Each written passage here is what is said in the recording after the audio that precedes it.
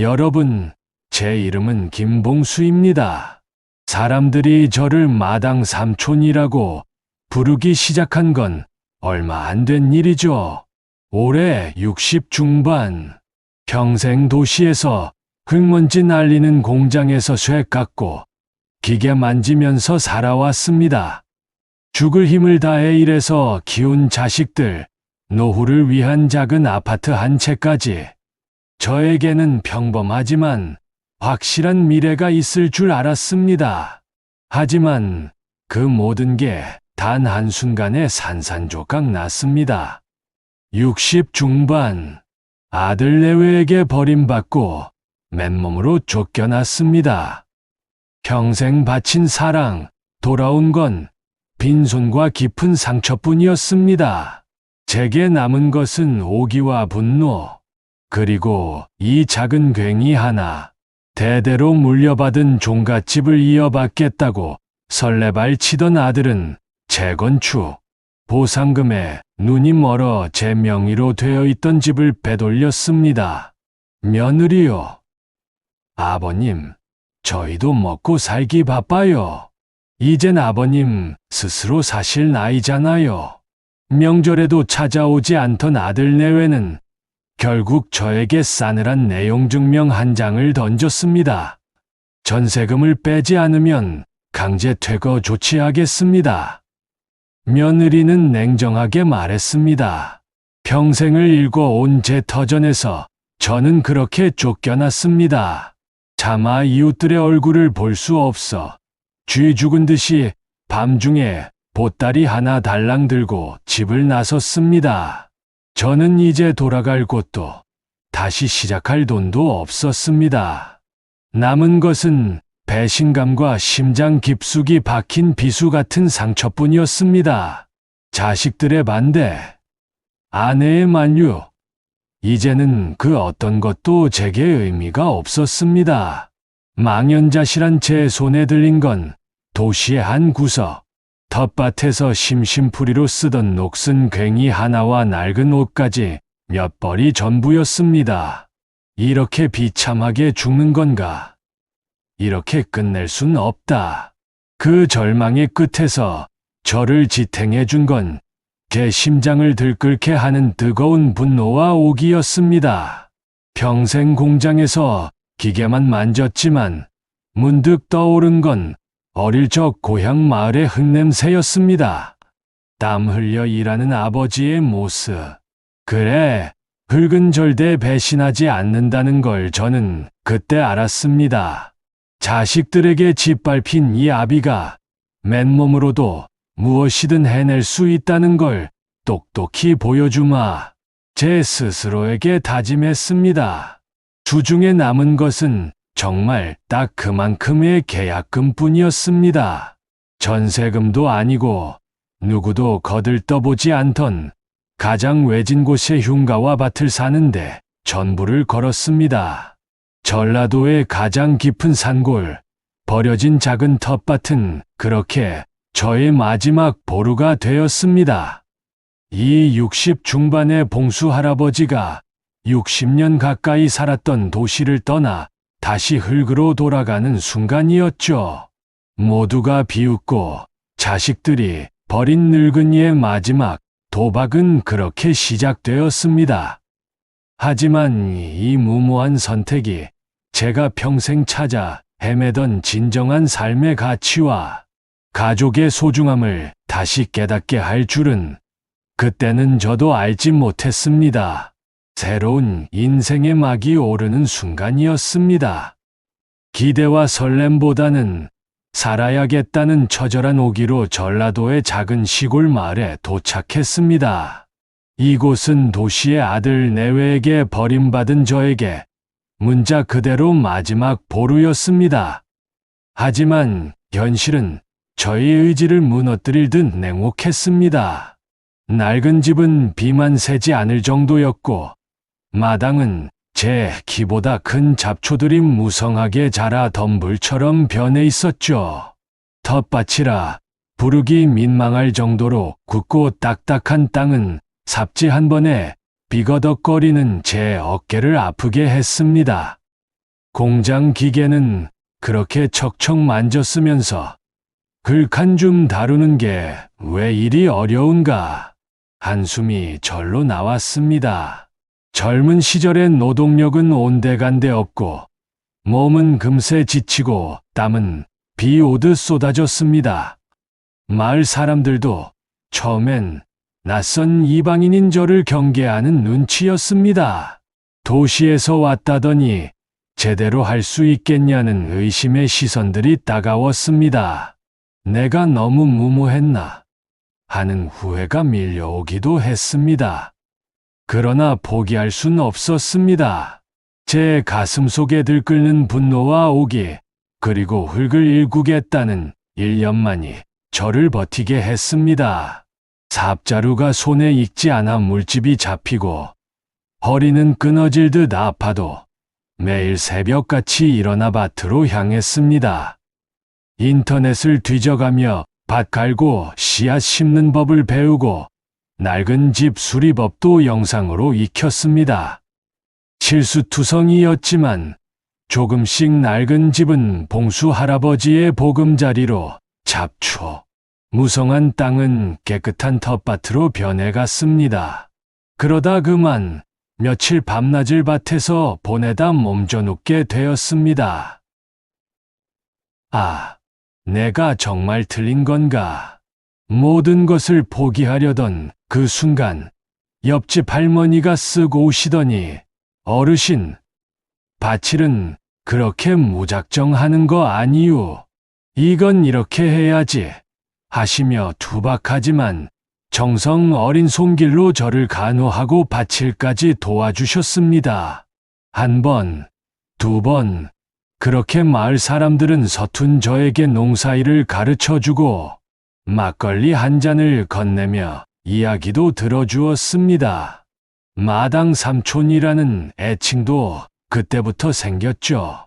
밭일은 힘들어 보여도 함께하면 훨씬 쉬워진다는 그들의 말이 가슴에 와닿았습니다. 이 전라도 마을의 따뜻한 인심이 저의 상처받은 마음을 조금씩 녹여주기 시작한 것이었습니다. 어느 날 갓 수확한 싱싱한 오이를 이웃에게 나눠주었더니 그들이 가져다 준 건 푸짐한 된장찌개였습니다. 돈 주고도 살 수 없는 따뜻한 정이었습니다. 서툴기만 했던 제 손으로 심은 고추 모종에 파란 고추가 열리고 상추가 푸릇푸릇하게 돋아났을 때 저는 눈물을 글썽였습니다. 아들에게 뜯긴 돈으로는 결코 살 수 없는 뿌듯함이었습니다. 돈으로는 살 수 없는 행복이었습니다. 작은 텃밭에서 갓 딴 고추를 된장에 찍어 먹었을 때 그 맛은 평생 잊지 못할 만큼 달고 짜릿했습니다. 아직 갈 길은 멀지만 저는 이 전라도 시골에서 살아야 할 이유와 희망을 얻었습니다. 사람들과 함께 흙과 함께 봉수 할아버지의 새로운 인생은 이제 막 꽃을 피우기 시작했습니다. 이 60 중반의 도전이 저를 버린 아들 내외에게 제가 살아있음을 증명할 가장 빛나는 순간이 될 것임을 직감했습니다. 이 전라도 마을에서의 삶은 순조로운 듯했습니다. 마당 삼촌이라는 이름도 제법 익숙해졌고 텃밭은 제 손길이 닿을 때마다 푸른 생명력으로 가득 차올랐죠. 수확의 기쁨을 이웃들과 나누는 행복도 알게 됐습니다. 이렇게만 가면 내 남은 인생은 평화롭겠구나. 자만했을까요? 평화로웠던 마을에 어느 날 검은 그림자가 드리웠습니다. 도시에서 온 어떤 개발회사 직원들이라며 깔끔한 양복 차림의 젊은이들이 마을을 찾아왔습니다. 마을 곳곳을 측량하고 사진을 찍더니 여기에 대규모 리조트를 지을 계획이라며 노인들 상대로 땅을 싸게 매입하려 했습니다. 평생 흙만 만지며 살아온 마을 사람들은 복잡한 계약서와 법률 용어 앞에 당황했습니다. 개발회사 측은 교묘한 말솜씨로 분란을 조장하며 마을 사람들을 편가르고 혼란에 빠뜨렸습니다. 몇몇 주민은 혹하는 마음에 땅을 반려했고 다른 주민들은 대대로 물려받은 터전을 지켜야 한다며 싸웠습니다. 마을 공동체는 갈갈이 찢어질 위기에 처했습니다. 개발되면 돈벼락 맞을 기회, 리조트 들어서면 이 시골이 도시처럼 변한다는 달콤한 유혹은 고요했던 마을을 뒤흔들기에 충분했습니다. 엎친 데 덮친 격으로 저를 버린 아들 내외가 기사를 보고 연락해왔습니다. 아들 녀석은 기다렸다는 듯이 제게 말했습니다. 아버지, 거기서 버티고 계셔야 우리가 개발 보상금을 더 많이 받을 수 있어요. 저희한테 넘기세요. 저희가 다 처리할게요. 그들은 저를 걱정하는 척했지만 여전히 제 돈을 노리는 눈빛과 아버지의 존재마저 돈벌이 수단으로 보는 시각은 숨길 수 없었습니다.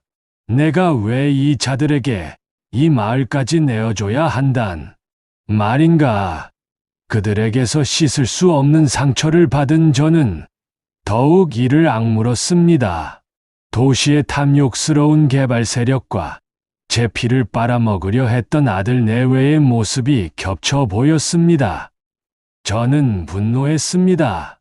내가 이 마을을 지켜내야 하는 이유가 하나 더 생긴 것이었습니다.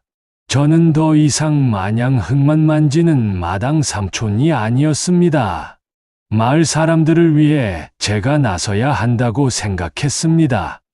밤새 도시에서 가져온 낡은 법률 서적을 뒤적이고 인터넷으로 부동산 개발 관련 자료를 찾아보며 머리를 싸맸습니다. 평생 공장에서 수많은 사람들과 부딪히며 익혔던 노련한 사회생활의 지혜, 특히 사람 마음 다루는 법은 이곳 시골에서도 빛을 발했습니다. 제 힘으로는 도저히 감당할 수 없는 거대한 외부 세력의 힘 앞에서 저는 망연자실할 수도 있었지만 포기하지 않았습니다. 봉수에 굳은 의지와 이웃을 위해 나서는 진심이 그들을 움직였습니다. 뒤늦게 마당 삼촌의 새로운 삶을 응원하는 다른 자식들과 손주들이 먼 길을 달려와 도시에서 쌓은 법률 지식과 정보력을 보탰습니다. 그리고 바로 그때 제가 믿어왔던 이 전라도 마을 사람들이 하나둘 저를 중심으로 모여들기 시작했습니다. 마당 삼촌, 우리가 뭘 해야 할지 좀 알려줘 봐요.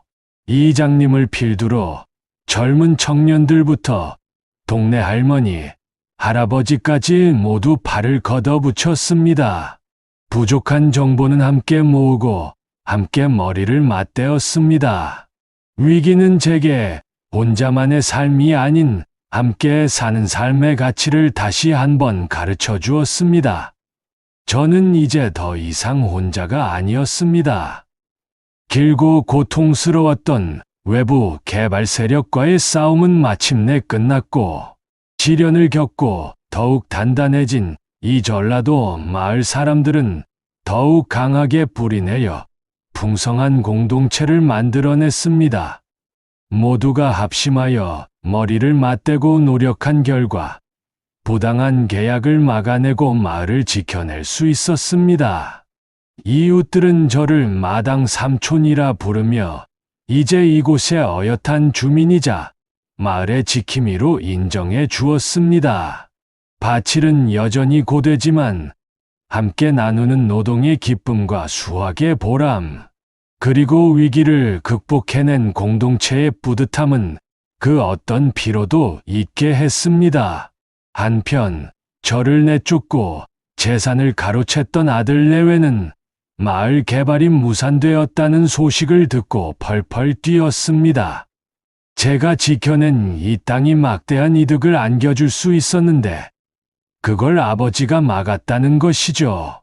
그들은 재산을 팔아 또 다른 투기 사업에 손을 댔지만 탐욕에 눈이 멀어 그마저도 잃고 말았습니다. 결국 모든 것을 잃고 한순간에 빈털터리가 되었다는 소문이 들려왔습니다. 탐욕의 결과는 공허함뿐이었습니다. 저를 버렸던 그들에게는 마땅한 인과응보가 내려진 셈이었죠. 저는 더 이상 그들에게 한 조각의 미련도 복수심도 없었습니다. 오히려 저를 응원하고 도왔던 다른 자식들과 손주들이 주말마다 찾아와 함께 밭을 일구고 마을 일을 도우며 저에게서 흙냄새 나는 삶의 지혜와 공동체의 소중함을 배우려 했습니다. 묵묵히 바라봐 주고 따뜻하게 응원해 주는 그들의 모습에서 저는 진정한 가족의 의미를 다시 깨달았습니다.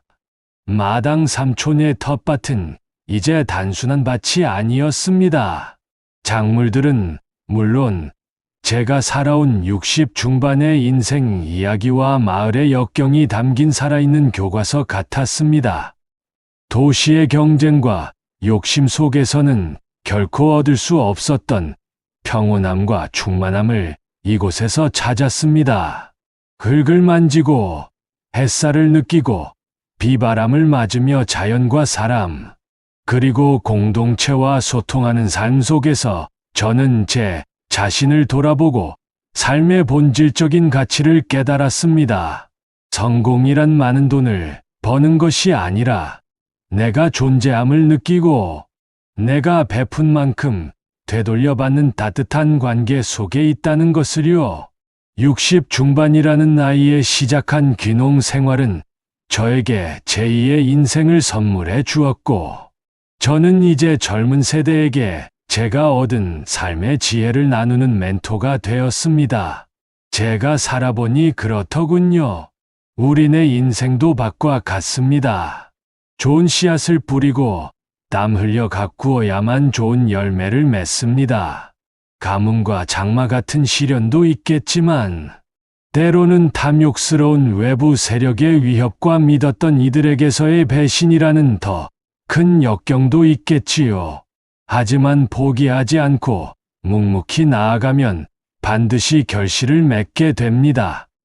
그리고 혼자만의 힘으로는 힘들 때 기꺼이 손 내밀어 주는 이웃과 가족의 존재가 얼마나 소중한지 알게 됩니다. 늦었다고 생각할 때가 가장 빠를 때라는 말이 있습니다. 저처럼 60 중반에도 새로운 꿈을 찾아 나설 수 있다는 용기를 드리고 싶습니다. 이 전라도 시골 마을에서 마당 삼촌 김봉수의 이야기는 계속될 겁니다. 봉수 할아버지의 지혜가 여러분의 삶에도 작은 씨앗이 되어 풍성한 열매를 맺기를 바랍니다.